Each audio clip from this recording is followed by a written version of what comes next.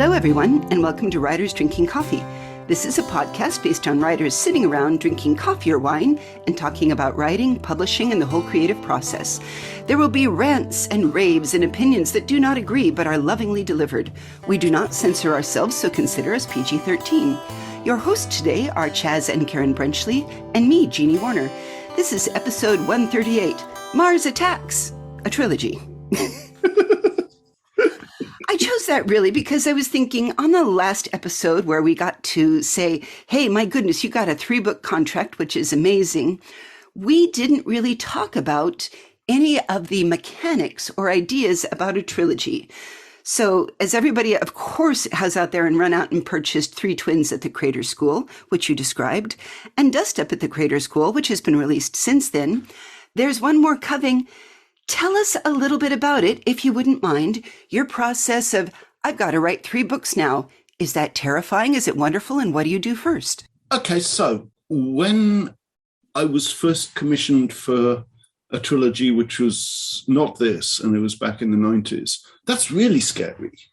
Your first trilogy, yeah, absolutely. Yeah, absolutely. Especially as I had conceived it as 4 books, and my first editor said, okay, we'll just commission the first 3 for now and add the 4th in later. And then he left the company, and the guy who took over eventually, when I was halfway through writing book 3, said, please, will you wrap it up in 3? It's not selling well enough to go to 4 volumes. So that was difficult, and I didn't like that at all. And the other 2 trilogies that I pitched and published back in the 90s and the early 2000s, only went to 2 volumes each. I actually really like duologies. Yeah, I know. They were unintentional duologies. But anyway, though this one, I'm much more at ease with, because it's not actually a trilogy; it's a series. I have a contract for 3 novels and a book of shorter pieces, novellas and short stories, and we will see if it goes on from there. But my model here is Eleanor M. Brent Dyer. Hang on, we haven't actually talked about what I'm doing. We should probably say that for people who didn't hear us last time. I am writing a series of English girls' boarding school stories on Mars. These are the classic tales of the 1930s, which my mother grew up reading, except that they're on Mars, so there are aliens and Russian spies and all sorts of other exciting things as well. So Eleanor, bless her, she published her first Chalet School book in 1926, I think, and her last after she died in 1970. So there are 60 of these books. I do not propose to write 60. No, absolutely not. This Were is they her, all written by her, or did she have ghostwriters in the matter? Totally her. And so, I'm not going to write 60. I might very well write more than 3 novels and a book of short stories. Oscar Wilde was a great man in many ways. Yeah, so, it's... Oscar Wilde says that anyone can write a 3-volume novel. It really requires a complete ignorance of life and literature. I don't actually know how to keep producing a book's worth of action when there isn't an overarching arc like there is in Trilogy. I knew where my books were going, where all 3 of the books were going back then. And for this one, each book is separate. It's the next term, which is the model that Eleanor Brent Dyer originated with the Chalet School books, and a lot of other writers of the period picked up on. And I just love it. So that's what I'm doing. Well, the thing is, each one is its own year, but that doesn't mean that all the girls disappeared. It's on own term, sorry. Yeah. But it doesn't mean all the girls disappeared. There's a continuation, and the mistresses are all there, and so those are continuing characters. And of course, the Creator School is in fact, its own character itself. So, Yeah. Well, I hope so. Going on to that, when you're thinking about this, each of them is a different term. It almost feels like in modern movies, if you've saved the school in the first novel, you have to save Mars in the second novel and save all of the universe in the third novel? I mean, when does Ultron show up?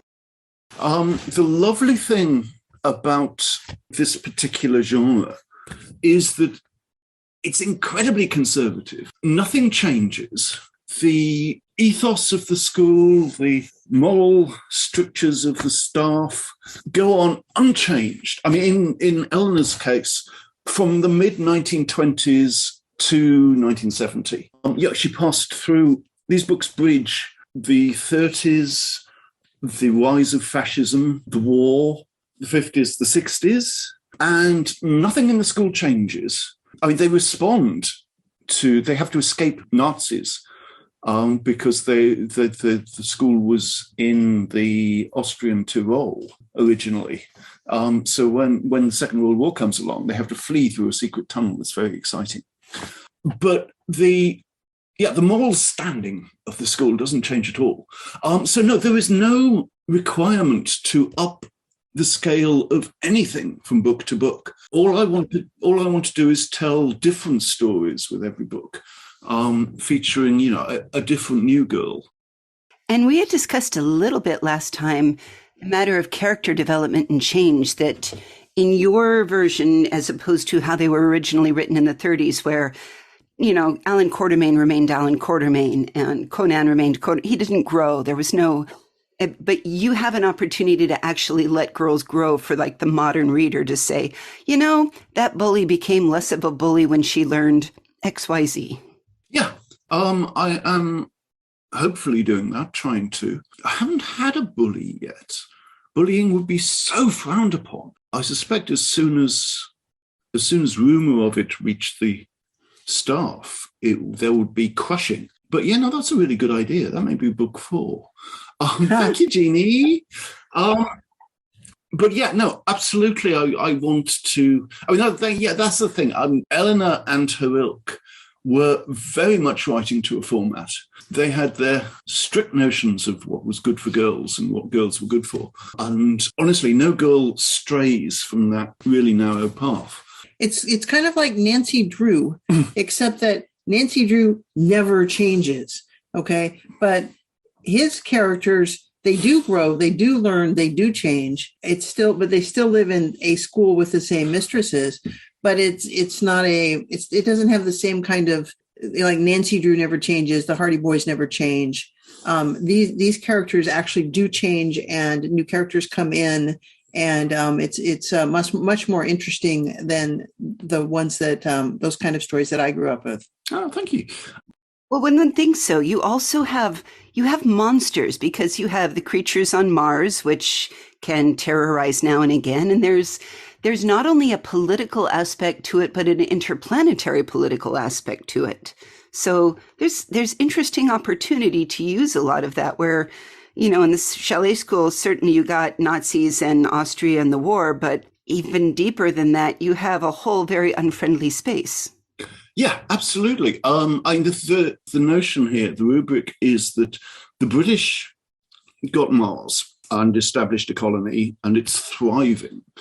The Russians got Venus, which is hell on another planet. And basically, they use it as they used to use Siberia, as a place of exile and punishment, though it's also profitable for them because it's rich in resources. So the Russians cast envious eyes on Mars and back on Earth, because these two great empires, the British Empire and the Russian Empire, have a planet each behind them. Other countries don't develop into major political powers. The First World War doesn't happen between the Allies and Germany, because Germany, Victoria has not died. Victoria never dies. She's in a cocoon.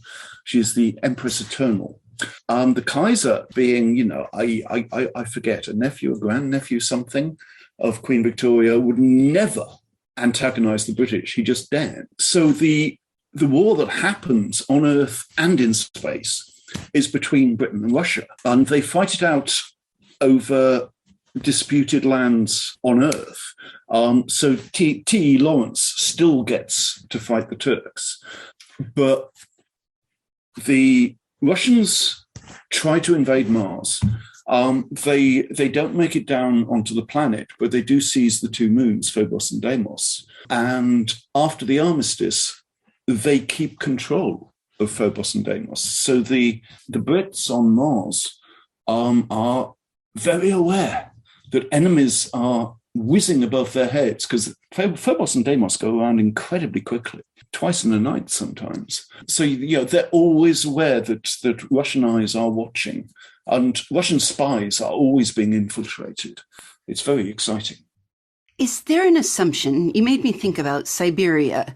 I mean, the reason Siberia wasn't just a place that people got exiled to. There was a lot of coal and petroleum coming out of there. Yeah, again, resources, yes.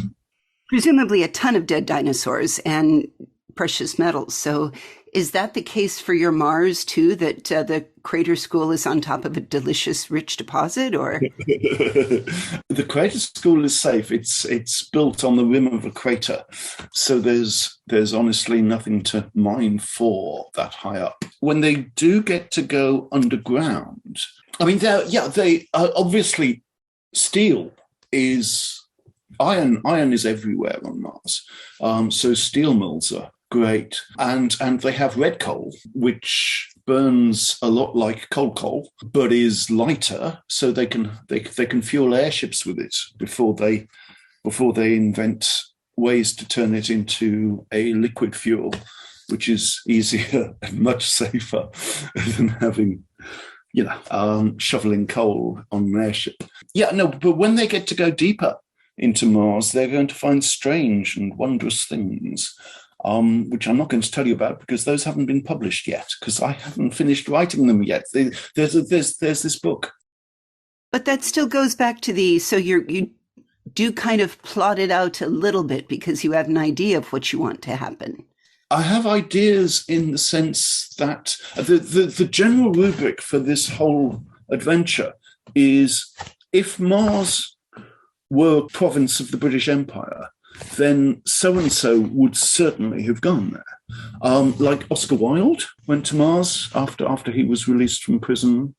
T.E. Lawrence, I mentioned him before, totally goes to Mars when he's trying to reinvent himself under another name after the war. Kipling would absolutely have gone to Mars because Kipling went everywhere. He was amazingly well-traveled. And so, I start a story or a book, in Kipling's case, with the notion that if Mars were a province of the British Empire, Kipling would totally have gone there. And now let's see what happens. I would like to point out that you actually have published the Oscar Wilde on Mars story. Yep. What was that called? It's called The Astrakhan, the Homburg, and the Red Coal. And you'll find it on the Subterranean website because it was published in the final issue of Subterranean, the magazine. It was reprinted in a couple of best-ofs for the year, and is in my own best-of collection, which is called Everything in All the Wrong Order, also from Subterranean. If people don't follow Subterranean books, they totally should. There's such a wonderful collection of writing out there. They're lovely. I am privileged. Nobody paid me to say that. No, absolutely. I am privileged to do proofreading for them, which they do pay me for, bless them. And I get to read such wonderful books. I mean, mostly what they do is reprints of books that have already been successful, but these are beautiful, beautiful hardback, limited edition, signed, illustrated copies, and they're just gorgeous. But they also do, I think they may be the only publisher in the genre at the moment who are doing best of collections, which, this was a huge thing when I was discovering science fiction in the 60s and 70s. If not even collections, just, I was remembering The Menace from Earth, which was Heinlein's set of short stories. And right. It was a standard thing. Once an author was well established, a publisher would do a best of collection of his short stories. Very like rock and roll. Right, yeah. No, collections, certainly. And then best ofs, and then sometimes the very best of, after all the best ofs had run out. And I don't think anybody does this anymore, except Subterranean has brought it back as a thing, and they are doing best of collections for all sorts of fabulous writers, and I wholly recommend that you go and check them out. Yeah, I would like to say that when he does his proofreading, I selflessly volunteer to help because, and every now and again I catch something that he misses. But the best of Michael Marshall Smith was just absolutely stunning and fabulous. The best of Walter John Williams, absolutely. And I've read some of those stories before, and they were still just, very, very good. So Subterranean. Exactly. There's this secondary piece of this that I want to plug as a completely sideways thing. And this is just an observation that I read many, many things that people send me saying, hey, I've written a thing. I'd love to come talk. In programming terms, you cannot QA and test your own code. You can't. And I just want to throw out there to writers of the world, have somebody else read everything, even if it's intensely personal, have somebody else read it who is pedantic as hell and can come up with if you are doing a plural of my daughters, you need to have the apostrophe on the outside, that sort of thing, because you get blind to it. So good for you guys. So yeah, I will pick out the apostrophes and so forth. But I will also say hello. In this paragraph, you said these statues were made of wood, and the next paragraph you say they're made of clay. You might want to, one or the other, and things like that. This is my job. I figure this is what I do for Subterranean. I call it a copy proof because I'm both copy editing and proofreading at the same time. He is pedantic as hell, and he's very good at it. So are you writing the third one right now? And for those of us that are eagerly awaiting, do you have an even projected imaginary time at which they might be available? Okay, so yes, of course I'm working on the third one.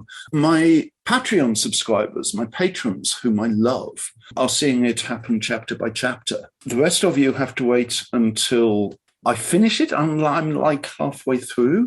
It's called Mary Ellen Criterion, and it is a tribute to my late mother-in-law, Karen's mum, Mary Ellen, who was a joy and a delight. And I am embodying her in the character of this new girl at the Creator School. Fantastic. And then my next question is going to be, I understand you told us all that you were writing about Mrs. Bailey's cookbook, and Mrs. Bailey is the chef at the Creator School. I think cook rather than chef, but yes, absolutely. She would describe herself as a plain English Martian cook. Wonderful. And if we brought her to any other restaurant, they'd say, I have eaten some of her cooking and it is divine. Yeah, no, absolutely. I mean, one of the joys about Knots is that because the Brits have this whole sodding planet to fill, immigration is... it's the ideal that America was founded on.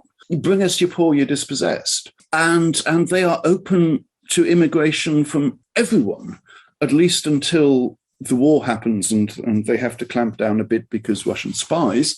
Yeah, so there are communities all across the province from all over the world. And because we start with the British Empire, there are lots of Indians, there are lots of Chinese, there are lots of people from everywhere, but there's a Basque community because they're fleeing oppression in Spain, and like that, I get to give them a new start and a new home, and so the culinary influences are wide and many and broad and exciting and fun. And Mrs. Bailey, bless her, she may be a plain English Martian cook, but she is open to everything, and she gleans recipes from her friends, from visitors, from the girls particularly, because they have girls from all over, from all sorts of communities, and she will take their native recipes with glee.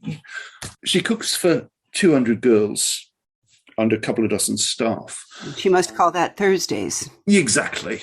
But she does this every day, 3 times a day.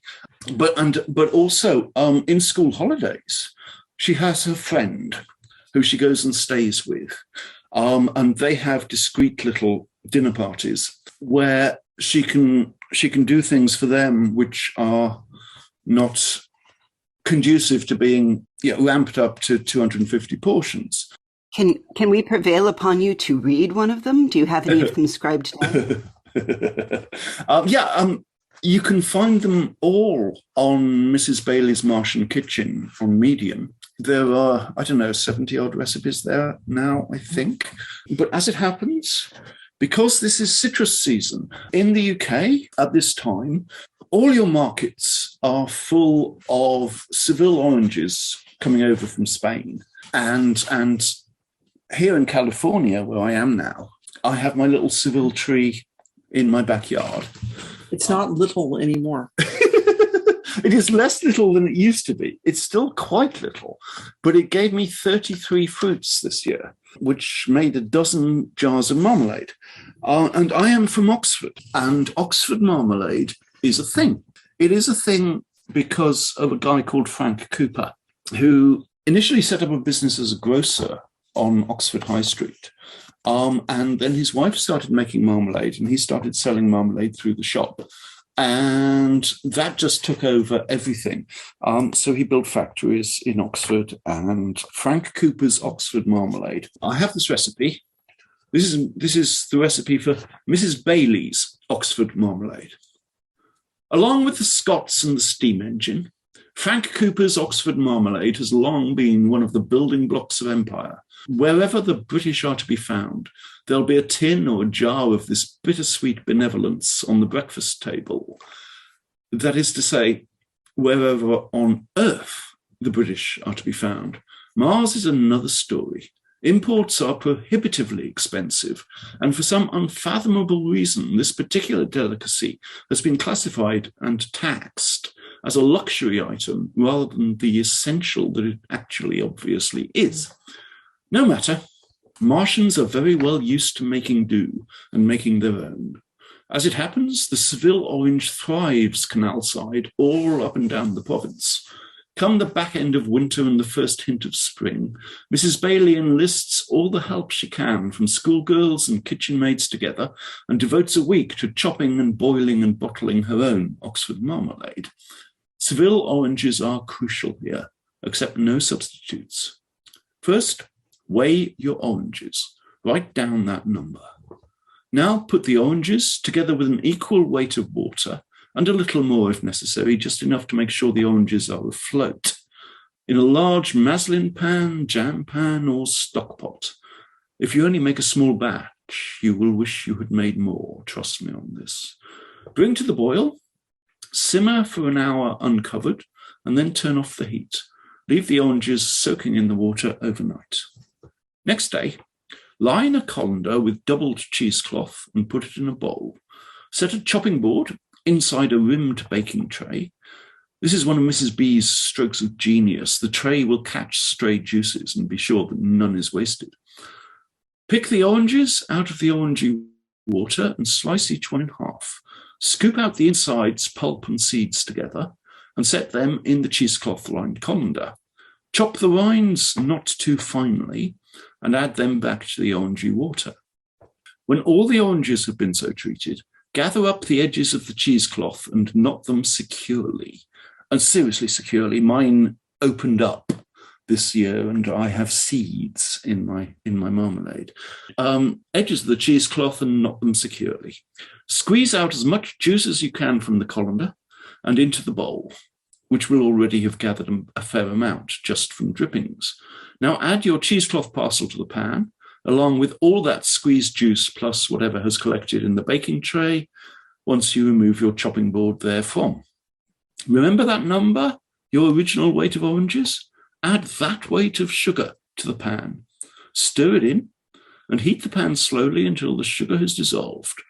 Then bring it to the boil and let it cook down. The longer you cook it, the darker and better it gets, which is why it doesn't hurt at all to have added a little more water than is strictly necessary back at the beginning there. While the marmalade is cooking, sterilize your jars according to the customs of your country. Once the marmalade starts to darken and thicken, stir frequently. You can start checking the temperature at this point. 222 degrees Fahrenheit is a good number to aim for. Or if you don't have a thermometer, put a saucer in the freezer and stand by to run the wrinkle test. A thermometer is better, though. Once the marmalade is ready, jar it up and seal the batch according again to the customs of your country. Label it as your very own Oxford marmalade and look forward to a future full of excellent breakfasts and possibly founding your own empire. I think we should absolutely found our own empires on that. That's beautiful. And the marmalade is, in fact, delicious. He's just made some. So, yeah. Yeah, I have made this year's batch. I haven't tried this year's, but you gave me a jar last year, and I'm very keen to have it again. Excellent. We can do that. I love this stuff, which is a great shame because I don't eat breakfast at the moment. But I love making it anyway, so it is pretty much there for Karen and for sharing. Couldn't it be used instead of a pineapple upside down cake? Couldn't you do it with orange marmalade? Yes, you could. There is an orange marmalade steamed pudding with a toffee sauce over the top. Karen is looking at me at this point with big eyes. Yeah, I can do that for you, sweet. Orange marmalade is a fine and a fabulous thing. The tragedy of Seville oranges is that their season is short. You can pick, if you have an excess, you can pick the excess and juice it and have bitter orange juice available throughout the year. I'm hoping that my tree will eventually get that big and do that much. The oranges themselves make such good. A Seville orange sauce with duck is to die for. Yes, it is. And it always makes me think, when I hear you say that Seville, I think of Shakespeare. Seville is an orange and something of that jealous complexion. Yes, indeed. Well, before we sounded off on this, I wanted to pause and say thank you for reading it. And thank you for telling us about the latest in the Crater books. Karen had a poem came out, and I wanted to take just one moment and say Neil himself appreciated your response to his poem. Yes, he did. And how cool was that? Oh, come on. Yeah, how cool was that? Come on, Neil Gaiman is Neil Gaiman. Yes. So remind everybody of where they can find that as well. It's called The Other Day The Saucers Came, and it is on fantasymagazine.com, and it may still be there. But what was really interesting was that I thought his original poem was told from a male point of view to women. He said it was not gendered. The comic I saw it in had gendered it. And we had a really interesting kind of back and forth about that. And also the concept of writing poems to respond to poems, which again has been around forever.